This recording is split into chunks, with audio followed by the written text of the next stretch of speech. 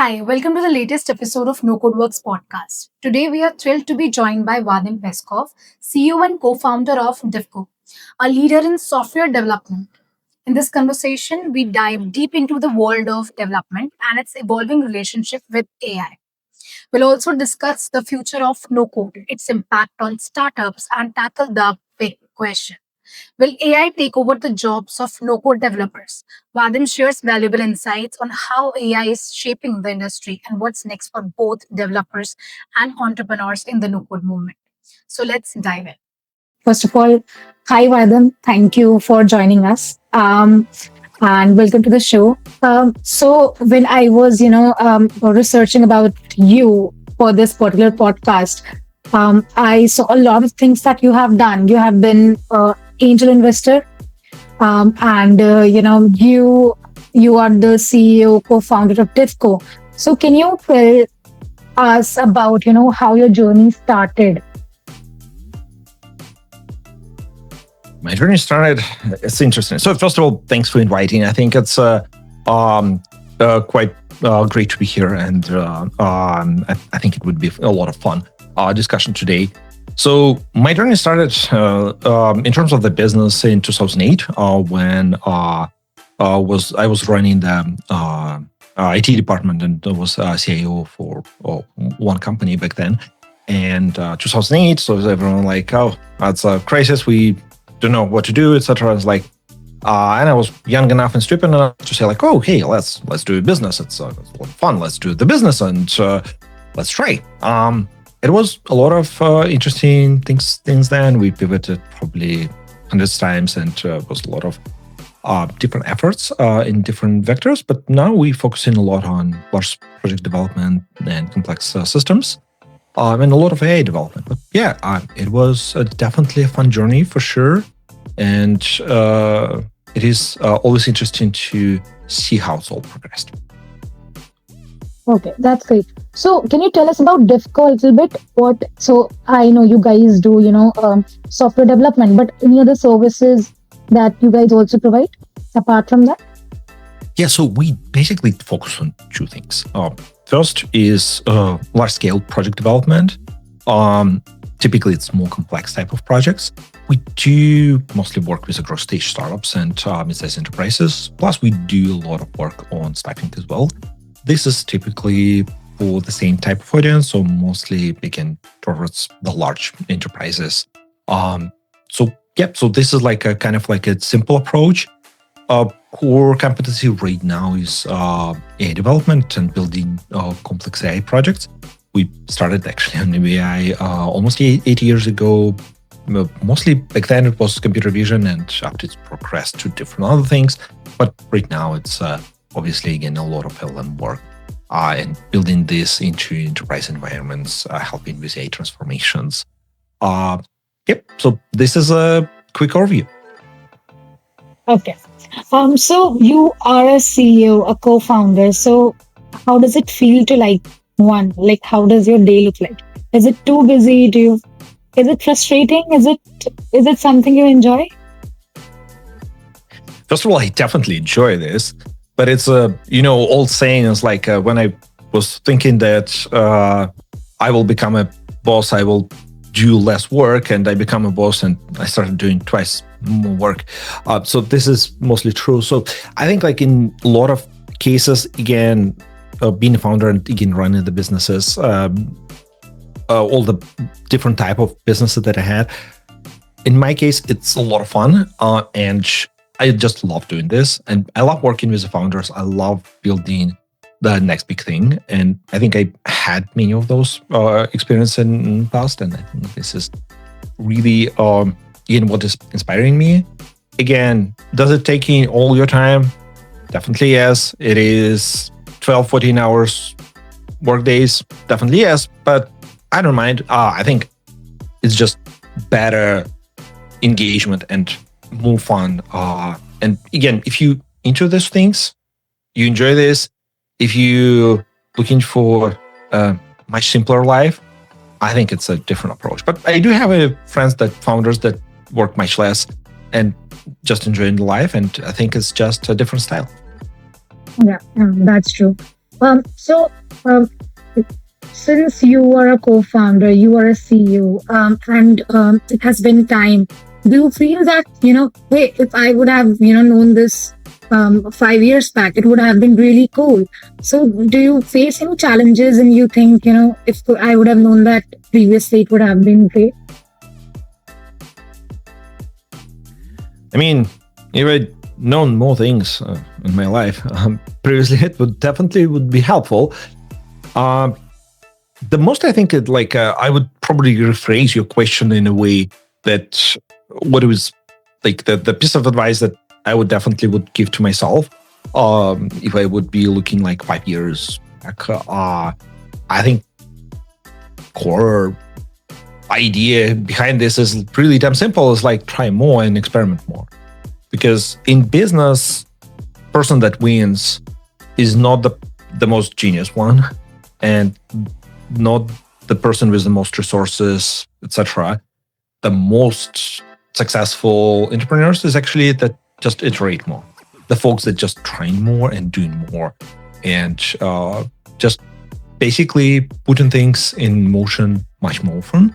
And failing, sure. Failing is a part of the story. And if you do not fail enough, it basically means that you're doing something wrong. So the core idea is just to, again, do more and experiment with this. In this case, it's much faster to find the things that actually matter and building the more successful businesses. Because by the end of the day, the core idea is just to faster growth and more revenue there. And the only way to get to those things is actually by iterations. So it's more like, you have to take, you should be the one who loves to take the risk because one might fail as well. I mean, yeah, so the point is risk is part of the job title. You cannot do those businesses, any business, basically, if you do not take risks. Again, it should be calculated risk, but it should be a risk because if you don't have a risk there, it's just like you basically waiting for some luck. And luck, again, will come to you only if you be in the right moment. And again, the point is, if you surround yourself, for example, with people that not from your field, etc., you will not likely to meet your clients there, for example. But if you surround yourself with many people that's successful and stay confident, etc., so most likely you also will be successful and confident. So it's really damn simple. And again, you should not waste your time with things that not bringing you to the goal. No, that's a fair point. So, when I was, going through Diffco's website, I saw that there was a lot of mention about AI. How did you got interested into AI? When did it start? It started actually much more, it was a long time ago. So it's probably was originally 20 plus years, but it was a different AI, just to be clear, back then. And around 10 plus years ago, it was a machine learning part, then big data things, etc. This was also part of my interest there. And it definitely was a lot of things that stood out back then, but the capabilities that we have today versus what we had in 2015, 16, 17, it was quite different things. And I know a lot of companies that was trying to build those things and trying to use the technology of those era. And many of them failed just because they didn't push enough. Again, technology back then was not just good enough for perfect result. And this is okay. And in many cases, many people will try to see hey, we need a only perfect score. And sometimes you cannot get the perfect score. Same as Starship, SpaceX Starship. The first prototype was crap. this is like complete truth. So it was built not like to fly at all, and it was not great. And this is again the point of first iterations. You need to start with something, and you need to move on and build on top of this. So, what do you think that what AI can do for businesses right now and in the coming future? It's a great question to be exact in many right ideas. I think AI definitely will transform the business. I mean, it's already transformed many businesses. In many businesses that will not adapt AI at this moment, I think they will fail, basically. Again, I think we not near the AGI myth that everyone was telling about for the last couple of years. I don't think AI will replace every job. I think it will enhance every job, and definitely will start replacing lower skill jobs in some point. This is absolutely true, but the point is, it's so many technologies and so many experiments that you can do. And the same is like you just need to try different products and see which one will work better for you. Because if you just taking one product and applying this to whatever you have, and saying like, yeah, it's not so great performance, we don't really like it, and stop using AI, I think you just making a wonderful, terrible mistake that like it's not really right to say. And again, I have friends that built companies from ground up with basically zero engineers using AI. And I have another sort of friends that like, yeah, AI programming is not so good and you will not get anywhere with like trying to build on top of those. And both are right. It's a funny part because again, they had their own experiences, and can again then the AI product be the totally great product today? Probably not yet. But can you definitely build and experiment with this? And can you use it to enhance you? 70 times yes. So it's really simple. So, what you mentioned about AI may take over, less skilled people jobs. So, I was discussing with one of the founders, and this is my favorite question. I ask everyone, what do you think the future is gonna be? What do you think about that?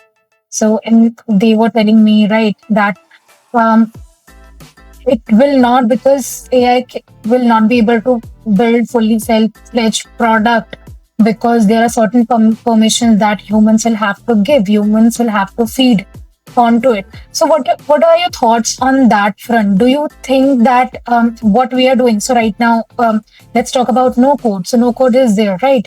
What drag and drop, and you can make MVPs, you can make websites. So the people who are working on these sets of functionalities, is AI threat to their careers? It is a great question. I think like it is really challenging time for no code. And again, no code been a while. It's like we had Bigs of the world, Squarespaces of the world build different things a long time ago, before we had the current tools, bubbles and Flutter flows, etc. I think those tools is definitely helpful. I think it depends on like what type of product you're building. Because in many cases, for many companies, Lovables of the world and like different other AI generation tool will be much better solution. And in many other cases, developing a full-scale product using Cursors, Windsurf, and Cloud Code, other things, would be also a great solution. So where the place is actually for the no code here? I think it is certain type of cases where, and just different experience. I think many of those tools will be integrating AI and trying to compete with Lovable, and again, similar products. I still believe that going forward, probably again, AI generation tools will win over no code, just because, again, it's visual programming, it's still programming. So this is the point. You still need to build those things in a way that will be really helpful. So you need to create the logic, you need to describe the logic, and it's a lot of work that you need to do. And if you really build in a complex product with no code, I'm talking about like real good scale MVPs at least, that let's say would take like 1,500 hours to 2,000 hours roughly. And you will try to build this using no code. First of all, you will have a lot of limitations right out of the bat.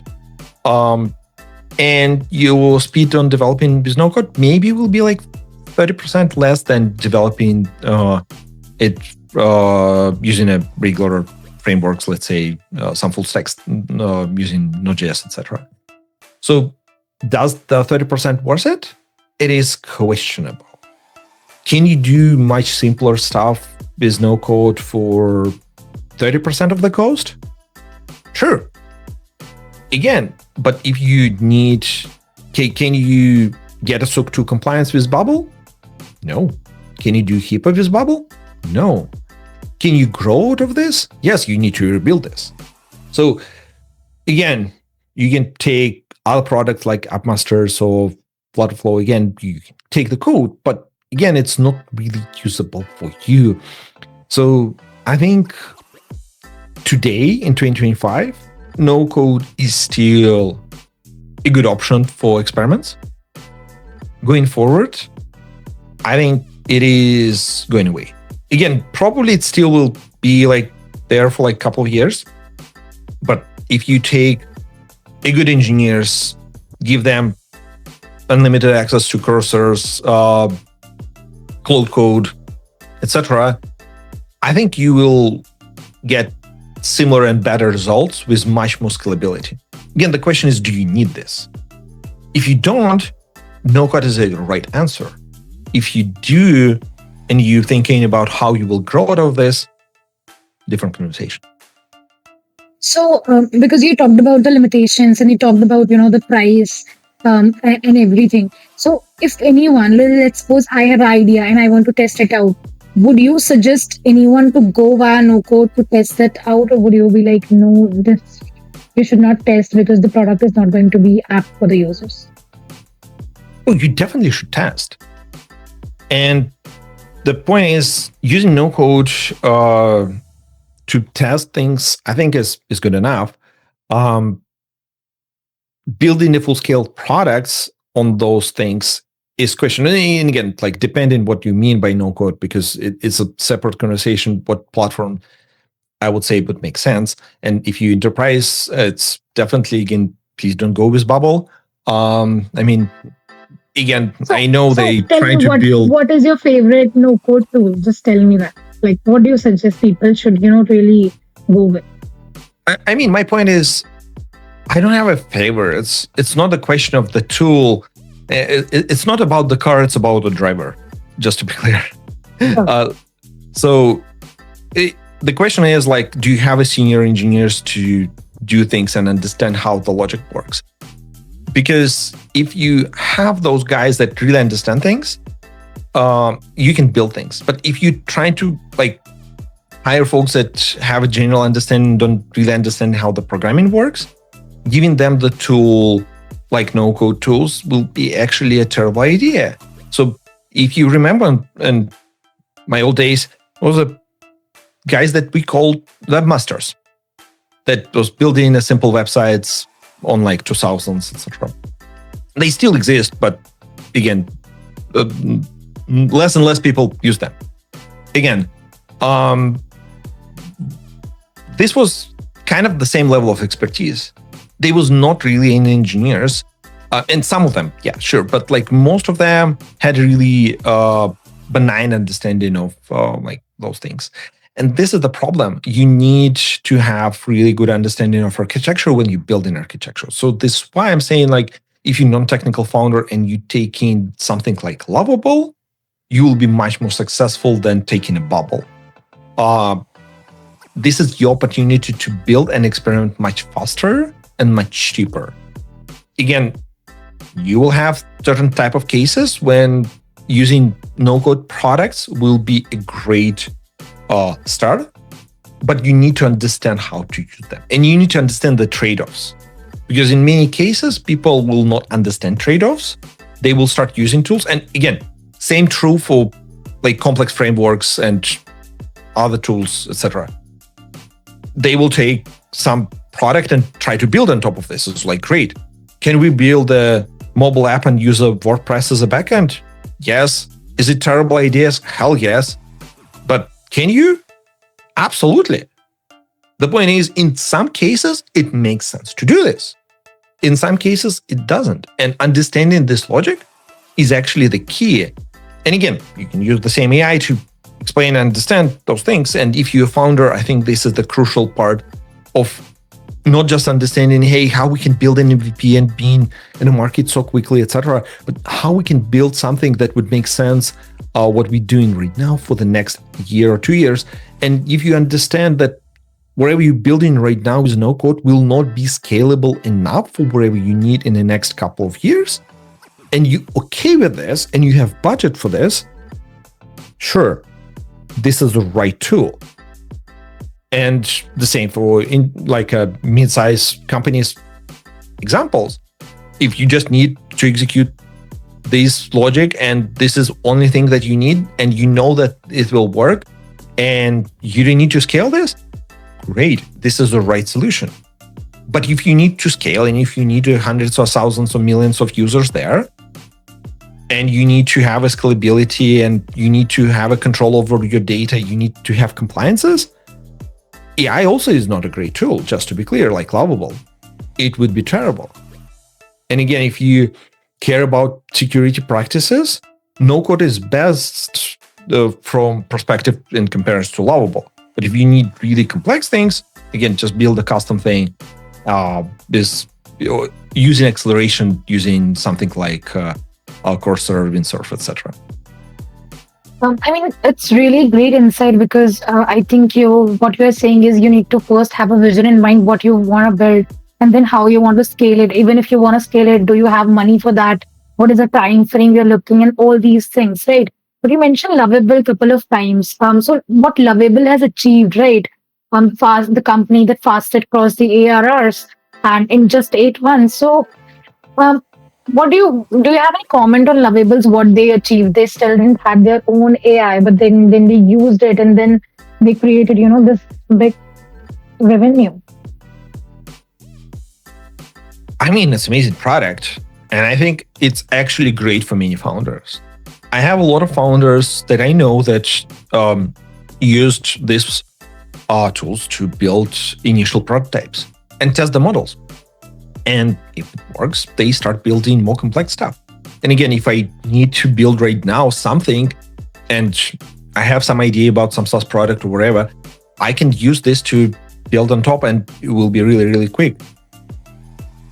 But if I need to, if I know exactly my plan and I know the client and I know the ask from the client, maybe again, I would not go this direction. So for example, if I'm trying to build a large scale ERP system, it doesn't make any sense for me to use no code or AI tools like Lovable. I would build a complex system using, again, acceleration with different AI products like Cloud Code, Windsurf, etc., Cursor. I think this is the best. But if I need to do it quick test, doing ChatGPT wrapper with few interfaces here and there, and putting my data together from the RAG and some other places, like, sure, it is a great tool. I can probably build this in a day or two. If I need to prove to someone how this will work, I can do this with Lovables and actually show.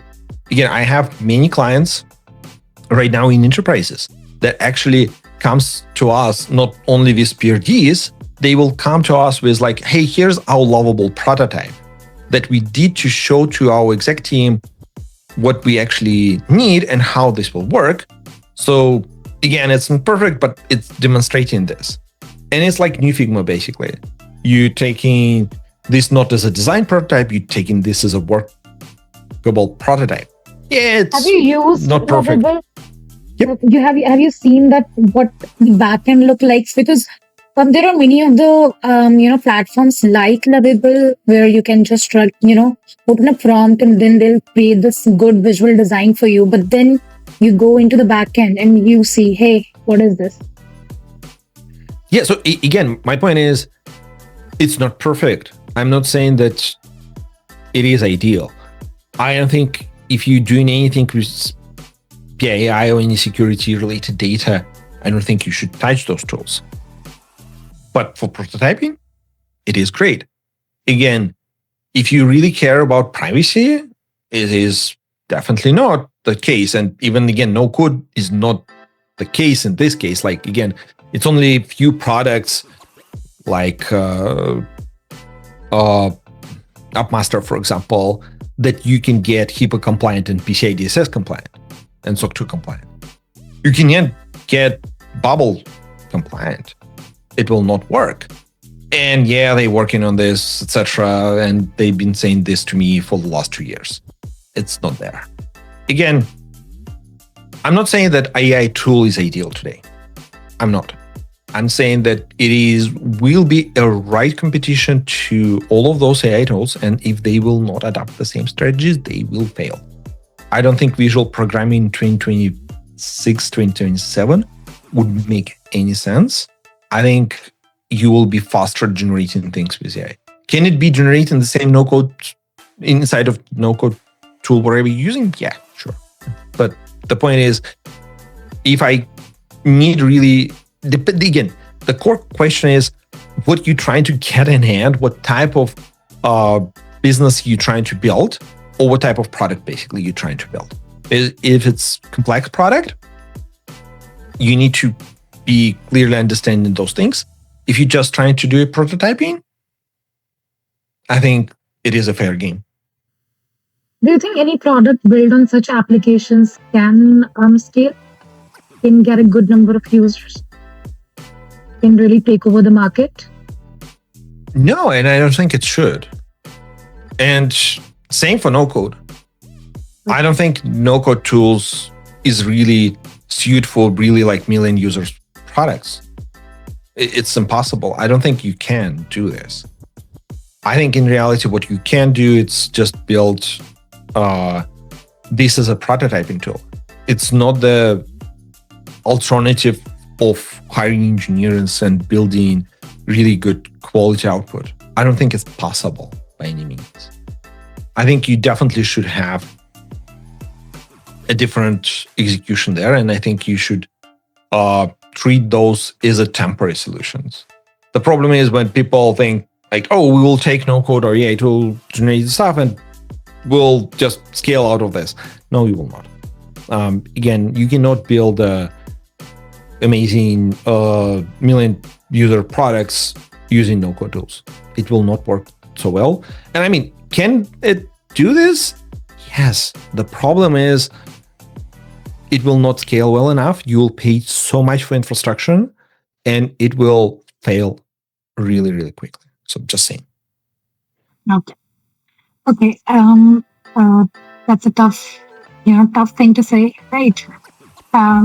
Now, just like since you had an experience of, investing, I just have this one question because, I was reading about you. As an angel investor, what do you look when you are investing in a product? And do you guys invest in products which are not making any revenue right now?